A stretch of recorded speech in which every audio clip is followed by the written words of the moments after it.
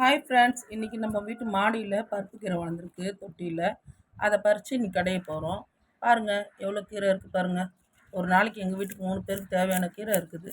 அதை எடுத்துகிட்டு போய் நல்லா பறித்து ஆஞ்சி கழுவிட்டு சிறுபருப்பு, வெங்காயம், பச்சை மிளகா, தக்காளி எல்லாத்தையும் போட்டு பூண்டு போட்டு கடைஞ்சிக்கணும். கடைஞ்சிட்டு எல்லாருக்கும் கொடுத்துடணும். அதுக்கப்புறமா இந்த கீரை உடம்புக்கு ஹெல்தி. நீங்கள் கூகுளில் போட்டு பாருங்கள், தெரியும்.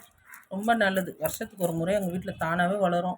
நான் ஒரு 5-6 வருஷமாக எடுத்துருக்குறேன். எங்கள் வீட்டிலேருந்து எடுத்து நாங்கள் 5-6 வருஷமாக செஞ்சு சாப்பிட்றோம். ஒரு நாள் தான், அவ்வளோதான், முடிஞ்சு போச்சு. எங்களுக்கு தேவையானதாக இருக்கும். இந்த கீரை நீங்களும் செஞ்சு பாருங்கள், எப்படி இருக்குன்னு சொல்லுங்கள். இது கூட கொஞ்சோண்டு புளி போட்டுக்குங்க, நல்லாயிருக்கும் டேஸ்ட்டு. கொஞ்சம் புளி போட்டால் கொஞ்சம் வித்தியாசமாக இருக்கும், அதனால் கொஞ்சம் புளி போட்டுக்குங்க.